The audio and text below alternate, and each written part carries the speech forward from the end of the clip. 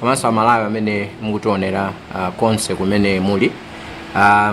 Tikufuna kuti masanano tikudziwitseni nkhani zokhudzana ndi convention mene tinanenera kuti nthawi ndi nthawi tidzibwera kukudziwitsani chifukwa cha chidwi chimene amalawi muli nacho pa nkhani ya convention ya UTM. Ndiyeno ndimafuna kuti tisanayambe ndipemphe Honorable Panda kuti atipatsire pemphero kenako tipitirize. Zikomo kwambiri.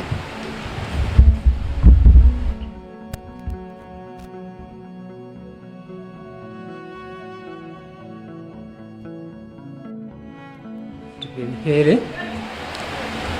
Atate Mulungu wathu wachifundo, inu Mulungu wachikondi chosatha, nthawi ino yamadzulo tifuna kukuthokozani chifukwa cha zokoma zonse zimene mmatichitira. Mulungu wathu tsiku la lero tidayerekeza kukhala ndi msonkhano, koma pamene takumana mmawa uja munalola Atate kuti tikambirane zina ndi zina zokhuza chipani chathu. Mulungu wathu pompano kumasana kuno tili ndi gawo ili limene ngati chipani chifuna kuunikira ku mtundu wa Malawi pa zonse zimene zinakambidwa. Atate tikakhala tokha tilephera, koma tikupemphani mukhale nafe muno kuti chilichonse chiyende mchero chanu. Mulungu wathu dalitsani wina aliyense wa ife, dalitsani atolankhani amene ali pakati pathu, amene nthawi ndi nthawi amatigwirira ntchito yotamandika. Koposaposa dalitsani wina aliyense mdziko lino la Malawi. Tapempha zonse ndi kusiya m'manja mwa mwana wanu Yesu Khristu, mpulumutsi wathu wa moyo. Amen.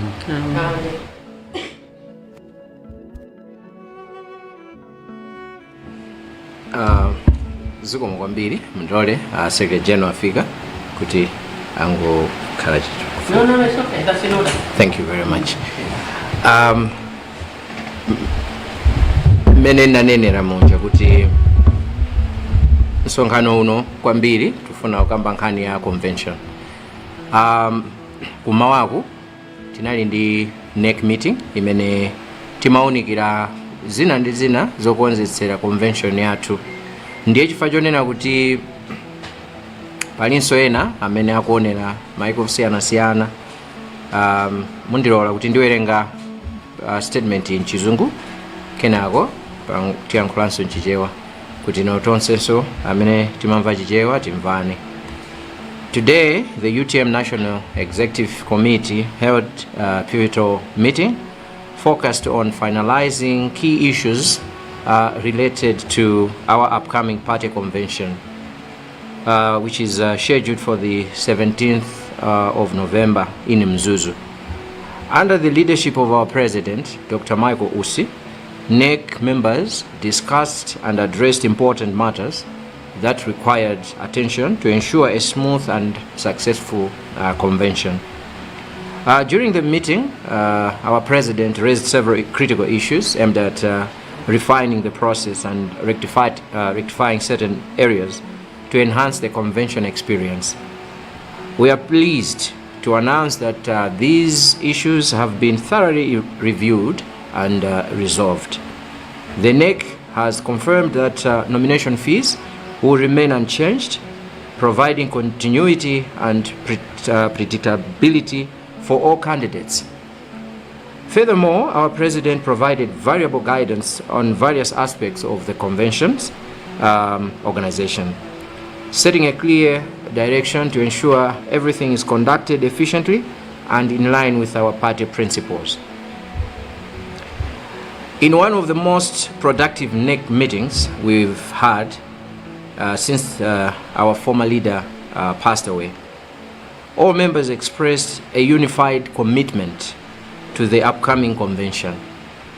We unanimously agreed that the final date for nomination submissions and related preparations is Monday, November 10th. The UTM looks forward to a vibrant, impactful, and constructive convention. We thank all our members and supporters for their dedication and enthusiasm, which continue to drive our movement forward. Mmene ndanenera kuti ndiyankhulanso mchichewa, lero tinali ndi mkumano wa NEC, National Executive Committee. Timakambirana nkhani zikuluzikulu zokhuzana ndi convention yathu imene ili pa 17 mwezi uno wa November ku Mzuzu. Pansi pa mtsogoleri wathu Dr. Michael Usi, ma members a NEC lero akambirana zinthu zambiri zokhuzana ndi zimene zingathandizire kuti convention yathu ikhale yabwino komanso yopambana.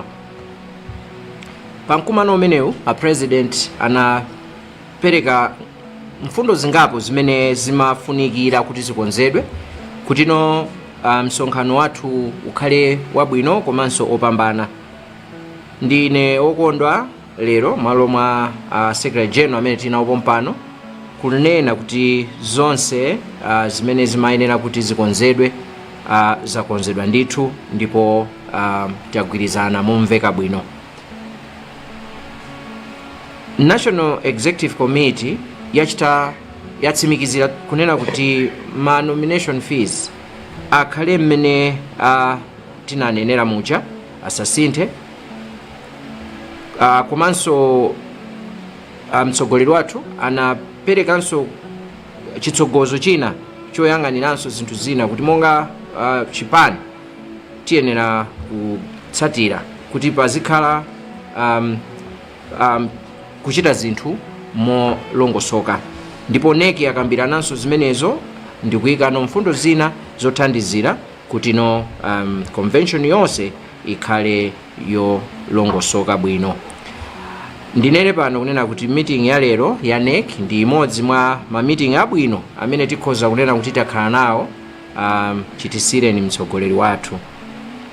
Lero ma NEC members akondwera kwambiri kuti zokambirana zonse zaonetsa chitsimikizo chonena kuti ndife anthu amodzi amene cholinga chathu ndi chimodzi pamene tikupita ku convention.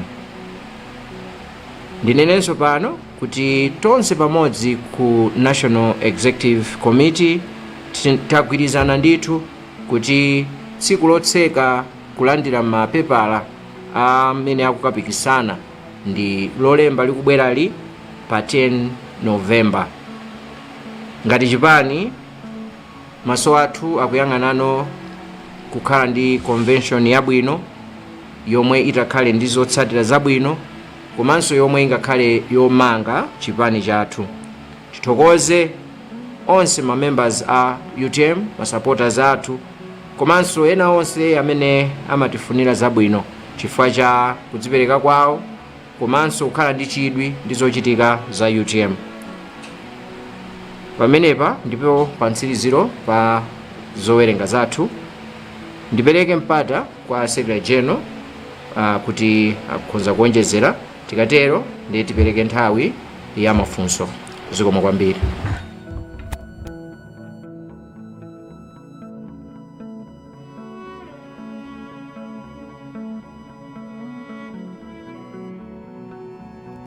Publicity Secretary atolemekezeka, a Treasurer General athu, a Campaign Director, Director of Women, Director of Protocol and Social Affairs, the Director of International Affairs, Honorable Makonde, the media houses and all my senior present this afternoon. Eneo palibe joni kakambe zambiri anenakala Publicity Secretary zimeta kambirana ku meeting kwathu. Choyambirira tinadusisa ma resolutions onse ameta kaduma kambirana nawo, atakaduma kambirana. Kuyambira amene tinaluza president wathu. Ndele loso timakumana kuti tichita ino out ma challenges ena amene analipo kuti msonkhano wathu waukulu umene uchika ku Mzuzu pa 17 November ukhale ndithu okuti omangana kuti aliyense amene atakachite bwino tikamuchite support, winanso amene atakalephere akavomereze kuchita support wina amene atakawine ku mipando yosiyanasiyana, cholinga kuti chipani chipite pasogolo. Komanso tinavomerezanso komiti imene ikuyendesa convention imeneyi ndikuonanso kuti titha kuonjezeraponso anthu angati kuti agwire nawo ntchito mmenemo. Komanso tinakambiranaso kufunikira kokuti ndalama zimene tinayika pakuti anthu azilipira zikhale zomwezo popanda kusintha kena kalikonse kuti zikhale zikugwira ntchito yonse yofunikira imene tifuna kukhala nawo kuti convention ichite bwino komanso ndi zina zofunikira kuti zitero. Ndimati ndikuyamikireni kwambiri malipoters athu komanso kuchokera nyumba zonse zolusa mawu Malawi muno kuti tikakuyitanani pamene ife tili mmavuto kapenanso tikusangalala kapenanso tikukambirana mmakhalapo tithokoze kwambiri ndipo ndili chikhulupiriro kuti mutitengera information imene ikupita ku mtundu wa Malawi kuti ifeyo ngati a UTM tamanga chimodzi mogwirizananso ndi apresident athu a UTM a Dr. Michael Usi komanso tayamikire iwowo kudzera ku nyumba ino chifukwa cha upangiri wawo umene anali nawo kuti titanisa tonse kuti tikhale limodzi tiyendere tonse limodzi chisogolo mogwirizana zonse zimene takambirana komanso ndikuwunikiranso kuti convention yathu tifuna ikhale ya mtundu wanji. Tiyamikirenso anzathu mamembers onse achipani cha UTM kuti tikayitanizana timakungana timabweranso mogwirizana mwaumvano ndipo ndipemphero ndi malingaliro athu kuti pakati pathu pamene mzimu wa president wathu kuyendayenda komanso Mulungu atichitire zifundo kuti tipitirize kugwirizana mmene tikugwirizana pakali pano. Ndena onse amene mmakhamu kuti londola kudzera ku maprogramu osiyanasiyana ndi masupporters athu a UTM konse kumene mukutimva ku Malawi kuno ngakhalenso kunja mumvere kuna kuti convention yathu ilipo pa 17 November komanso timati kuwuzeniso kuti chipani cha UTM nchachikhalire palibe pamene pasuntha amene paliponse komanso timafunanso tikuthokozeni ma followers onse amene maso anu ali pasogolo kuyang'anira ku chipani cha UTM kuti kubwera chani komanso tikusogolerani motani masiku amene akubwerawo. Timangofuna tikuthokozeni kukhala anthu kuyima nji kumasapota chipani siuna kuti ife we are taking it for granted koma tikungokuthokozani koposa kuti Mulungu athe kukuyenderani mwapadera komanso akudaliseni nakupasani zosowa zanu. Zikomo kwambiri.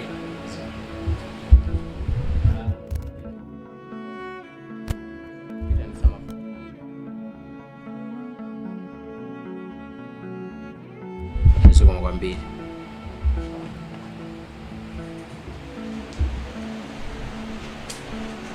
Yes, Zodiac.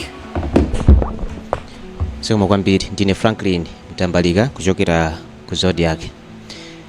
Ndimangofuna mwina mutatitsimikizira mukati kukambirana kwanu ndi mtsogoleri wa chipani cha Dr. Michael Usi lero kwabweretsa pamodzi kapena kumangirira tsopano chipani chingati anthu abanja limodzi mwanjira ina mukuvomereza kuti ayi mchipani ichi munali ming'alu mbuyomo. Zikomo kwambiri. Thank you. Yes. Yeah, ndine Sindika Limbuga wa The Truth Malawi.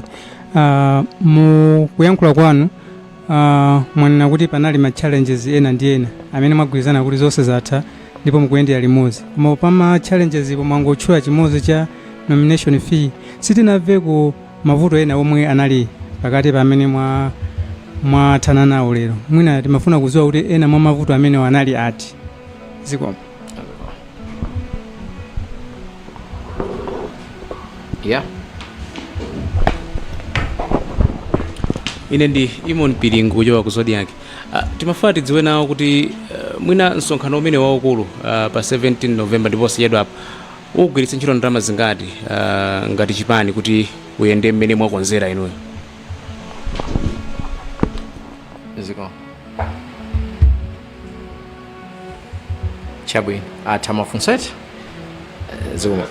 Clarification on the closing date for submissions. You indicated that Monday, November 10, but Monday happens to be November 11. So November 11. Oh yeah. Okay. Check which All right. one is it. Okay. Thank you very much. I think tiambira funso la Zodiac. Akuti tuvomereza kuti panali kusiyana maganizo. Mwina tinene kuti tisanene kuti panali kusiyana maganizo koma kuti panali mfundo zina zimene zimaoneka kuti zofunika kuzikonza and kuzikonza kwake timanena kuzikonza takhala pansi tonse limodzi.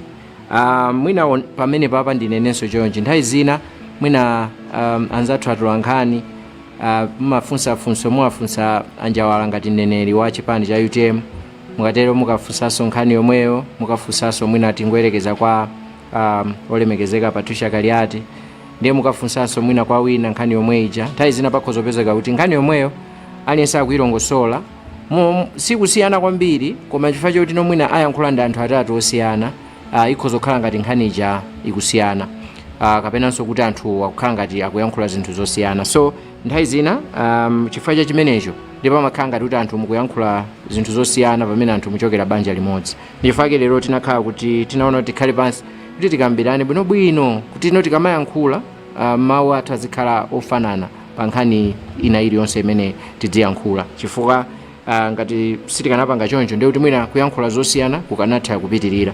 Ndifuna ndinene pano kunena kuti mmene anenera Secretary General tikuyenda ngati banja limodzi.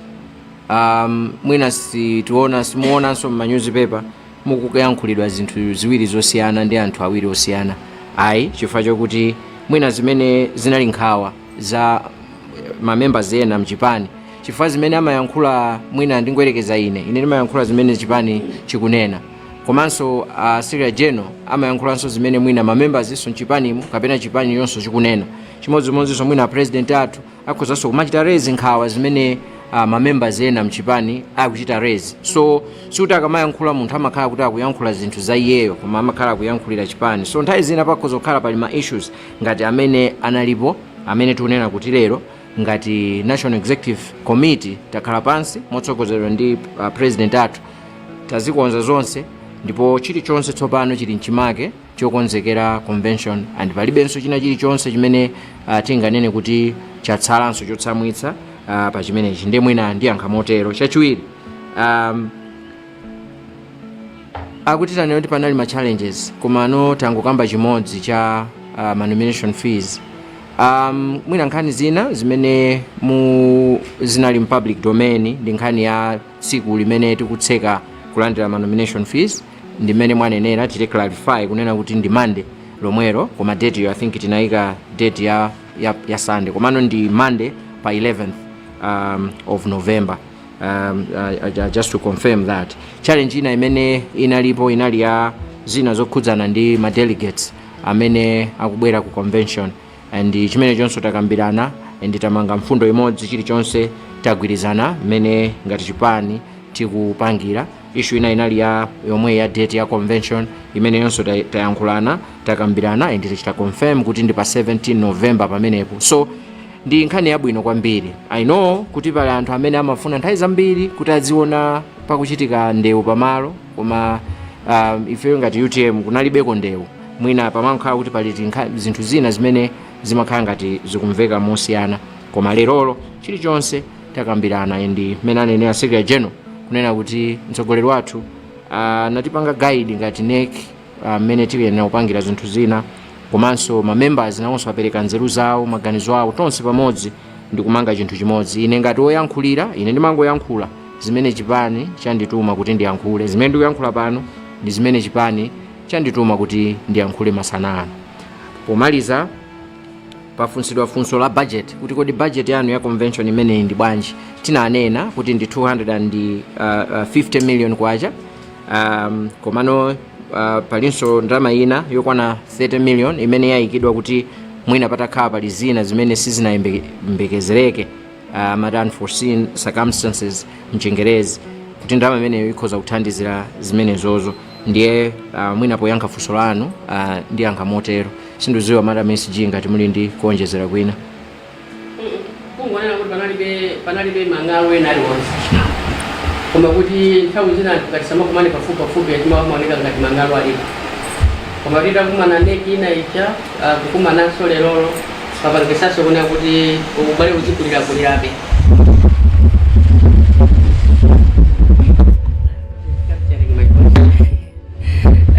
Ndimangofuna tisindike apa kunena kuti ponena kuti tabweresa ubale suzaza kuti panali makangano, panalibe ming'alu ina iliyonse, koma kungopera kuti anthu tikamakumana pafupi timachita swahilo nawo tizimene anthu mwina sanamvese kuti apa tikutanthauza chani. Nde masiku ambiri takhala tikumana akuluakulu okhaokha ngati ma directors okhaokha imene timayena kuti ndi central committee, nde timakakumananso ndi NEC kuti zimene timakambirana ku central committee izo tawuzenso anzathu a NEC kuti tikuyenda motani. Mwina mutha kuonanso kuti titha kukumananso before convention kapenanso ayi kuzakumanaso after convention tonse limodzinso ndi panalibe mang'alu ena aliwonse koma kuti mwina kungoti anthu akakhala kuti ali nyumba ina akamaona nyumba ina amaona ngati akukangana ayi nyumba mwathu mwefe sitimakangana timayendera limodzi pamene panangofunika nkuona kuti tivomereze ma nomination fee komanso kudziwa kuti anthu amene alipira ndi anthu angati komanso kuti anthu enanso akadakabwerabe kumalipirabe ndi nkupeza kuona kuti ndalama yathu imene timafuna tipangire convention ikuona kuti yakwanira plus iso maprogramu ena amene alipo a treasure general athu onapo muyawo amene akhala kumapanga komanso plus madina and dance amene tikhala kumapanga ife chipani chathu cha UTM ma donation yathu imakhala ma membership yathu amene ife tili nawo podziona kuti sinakwanisa ngakhale tinakhale mavoti ambirimbiri koma ku parliament ujana kuti sitinakwanisire ezokuti angakhale kuti azitipasa funding ndeto khandi kugwirizana amene timakhala nawo timapanga ma activities osiyana-siyana komanso timachita donate tokha chipani chathu tichipite patsogolo ndi budget yathu ya convention ndi ya ife amene tili pano amene tapanga convention yathu imene komanso plus ma fundraising ena amene akupanga dinner and dance tikuyitanani ku dinner and dance pa 9 pano kuti tikavine msamangolemba nkhani zokha koma tionenso kuti majaza bwanji ndi kuli dinner and dance pa 9 pano and part and parcel of the fundraising. You might be also be well wishers if you want to donate, if you want to contribute tukuyitanani kuti mutha kutero remember chipani chinchanya mata komanso zina zimene timafunanso mwana kuti kodi funso limene likufana na la Franklin likufana naso ndi la Kalimbuka kuti kodi mavuto akanali nomination fee yokha koma nomination fee ponso sana li mavuto chifukwa anthu amapereka anamvesesaso ngakhale aneki anamvesesaso kuti cholinga chathu chona kuti tifikire ndalama zimene tiyenda kupangira convention ndi kuti ife tokhala nacho chipani cha UTM opanda funding iliyonse chokera ku parliament ngati chipani chimene chinakonza 1 million plus chifukwa sinakwanise zina malinga ndi malamulo alili convention tukayipanga tokha ndalama zonsezo 250 whether 250 million plus or minus 30 million imene takhala tumapanga kuzera ku ma nomination fee komanso kuzera ma activities ambiri amene amapanga komanso committee imene inali ya fundraising inaperekanso kuti iwo wainachi aonese chisanzo imene timapangira kukwati kuti amene azitolera ndalama zathu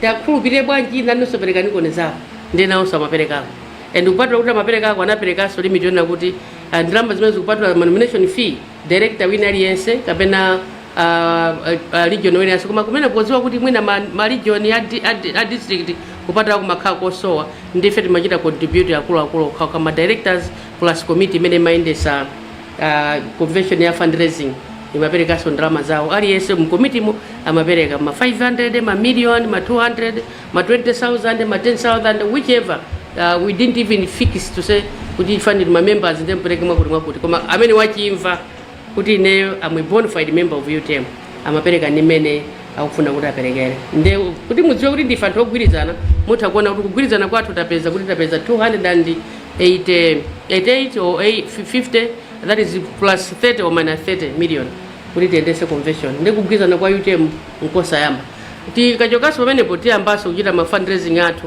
opitirira muyezo kuposa pamenepo kuti tikhale tikuyenda pafupi ndi patali ujena amisa chipiringa mafusaso ndimene timane nayo kuti ndalama ke ndimene tithokozeso kwambiri poti chitaona kuti akumatu 10 ndi sande ndi kuti ife mwina ngati mukuona kuti akusiyani kunja mufuna mujoine nawo kuti muzakayimire nawo kukhala deputy publicity ngati a media basi mutha kubwera kuzaseka nawo pa Monday pano but still pa 10 ponso ngati ena kuti mwina Monday sazakhala ndi nthawi zakhala kuma office ena zakhala ma business ogulisa mango chinangwa chawo atabweranso pa Sunday po we let the presiding officer returning officer to be here kuti alandire ma nomination fee amene afuna kupanga chita chimene timafunanso kuwauza neki amene makhala region kuti adziona kuti ma delegates amene akupita kumeneko ndi kuti akhale ndi ma ID awo komanso akhale ndi nkhope tawo komanso kuwauza kuti kodi kumeneko tikuwapangira chani tikapanga china chilichonse accommodation zakudya komanso security kuti wina lesa asadziwe kuti poti kwenu akuyimira ndi anyamule achina Franklin kuti akakhale mabounce ake ayi pajanana kuti president wathu amene suti akanyamule mabounce ake ayi komiti ya convention yonse ukupereka security yawo popanda wina kunyamula anyamata aje kuti akasokoneze ndi security kakhamene palibenso kanda kuti inetu nali secretary general ndi musandipange mwakuti a committee utapasa mphamvu ina iliyonse yokuti wina sasakaonenso umwini wa chinthu chimeneko. Umwini wonse woyendesa convention ndi umwini wa chipani siku limenelo ukakhala wa komiti imene kuyendesa chisankho. Palibe wina atakapite ndi zina lache ndi jekete yache kuti ine nde basi ndabwera ndi amuna ngawa ndabwera ndi akazi angawa, ayi zimene zikachitika. Ndikuti mphamvu zimene timafuna tikambirane tonse ndaneka amene analipo. Ndikuti atayankha amene manena kuti kodi inali za mafizo zina zinali zimene zakuti pereke mphamvu kwa convention team or convention committee kuti akayendese convention imene popanda kusokonezedwa ndi wina aliyense amene tili akuluakulu amene tili pano. Tonse ifeyo tikakhala anthu tinakhala kuti tinali mwana tikanakhala ngonyamulidwa pankono opanda kunena kuti ine ndilire amayi anga ndi awa, ine ndilire nani wanga nduyo. Ayi, mphamvu yonse ikakhala mwa komiti imeneyo imene takang'anire china chilichonse ndi ma welfare anthu onse amene akapite kumeneko. Ndeti mangofuna kuti mwina ningonjezera mawu amene munakamba ino, koma tikuwuzeni pano kuti malayi muno palibe chipani chili chogwirizana koposa kuchokera pansi pa mtima ndi kunja komwe ngati cha UTM. Ambuya zodalisa nonse ndipo musachite mantha kujoyina chipani cha UTM chifukwa cha umvano chogwirizana cha mtendere komanso chomanga zinthu chimodzi mosatira ndondomeko ndi ma ideologies amene anali a president wathu late SKC. Ndi tithokozenso mapazi amenewo Dr. Michael Usi akhala kulondola kuti inenso majanali mbuye wanga will do whatever was supposed to be done with the integrity and the dignity of the party. Thanks so much. Thank you.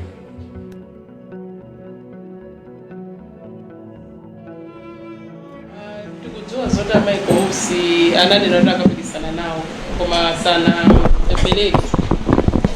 sana peleki nkhani yokhudza kuonjezera masiku achita kupempha kapena anthu ena omwe akufuna kupikisana nawo chifukwa tikudziwa kuti Ausi ananena kuti apikisana nawo. Timadikirira tsiku lotseka kuti yakhala tinga abweretsa kale mapepala awo sanabwere mpaka na nthawi yotseka inafika. Apa kuonjezera masiku kumene mukuonjezera tinene kuti ndi Ausi ndiye ena achita kupempha kuti muonjezere masiku kuti akhale akubweretsanso nawo zikalata zawo zosonyeza chidwi kukapikisana nawo. Kwambiri Kathy. I think funso ilili linabwera kuyambira dzulo and ndinaliyankha ndithu kunena kuti dzulo panapezeka kuti anthu 4 awiri amakhala ku diaspora, awiri wina ali ku South Africa wina ali ku UK, analipira ndalama zawo. Atalipira panapezeka kuti mafomu awo anabwera kudzasiya kuno koma osasayinitsa ku region. Pali requirement yonena kuti fomu iliyonse ikuyenera kusayinidwa ndi ma delegates ama region awiri okwana 50. So kuti apange zimenezozo si ntchito ya tsiku limodzi, fa kuyenera kuti fomu ayende nayo ma region monse. Ndiyeno komiti inakhala pansi nkukambirana ndikuona kuti awavomereze awawonjezere masiku. Njifake naonjezeredwa kufika Sunday. Komano lero titakambirana tawonjezera kuti ino ikhale mpaka na Monday. Pamenepo mupatsatire bwinobwino. Chachiwiri nchonena kuti panopo anthu mukamanena kuti wakuti wapereka wakuti sanapereke, amene mukuti apereka ndi amene mwaona akudzapereka kuno. Koma mukayang'ana fomu ya pressure ya committee ya convention inanena kuti njira ina yoperekera mafomu ija ndi through email.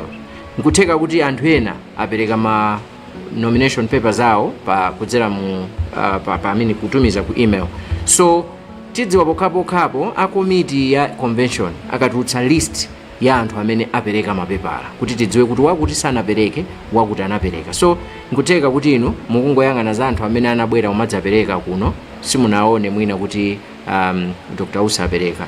So sitinganene panopo kunena kuti sanapereke kapena apereka. Zimenezozo angadziwe ndi a committee imene ikuyendetsa convention because pali njira ziwiri zakaperekedwe. Alipo ambiri so amene apereka amene sikuno sanabwere atumiza mafomu awo, alipira ku banki kutumiza mafomu awo pa email. So imeneyo tidikire tiyeni akatulutsa list a committee ya convention ndipo amene tikhoza kudziwa kuti wakuti anapereka wakuti sanapereke maforms. Sikoma kwambiri. Komanso mafandi ndine voting amene mumatiambanisa tiwanodawa chifukwa ife tabwera uzanena pano zimene tapanga lero. Mwazitembenuza mukufunsa za president zikuizana kwa kuti inu muli ku office kwawo kuti mwadziwa kuti osanapereke. Tikakatenga mainvo okupasana upeza kuti zina lilipo yomwe anapereka kale. Chabwino ife tabwera pano kuti tiyankhira president ndiye titenge envelope yonse tiyambe kutchula mmodzi amakuti anapereka ujana anapereka zimenezo ndimene atazapangitu zonse zikapereka tikaseka. Mwina funso likanakhala lina kuti mungatiuzeko anthu amene apereka maposition onse akwanira pakufika pa Monday-po, ndetine kuti pa Monday-po pakafika tikuuzani onse mipando yonse imene tili nayo kuti apereka ndi ati mafunso amene akamabwera ndiye muzatifunse kuti kodi nanga akuti sanapereke bwanji.